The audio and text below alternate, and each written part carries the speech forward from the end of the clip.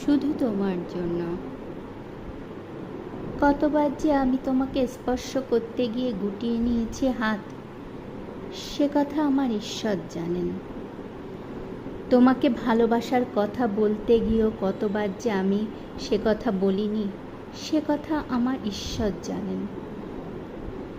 তোমার হাতের মৃদু কড়া নাড়ার শব্দ শুনে জেগে ওঠার জন্য দরজার সঙ্গে চুম্বুকের মতো আমি গেঁথে রেখেছিলাম আমার কর্ণযুগল।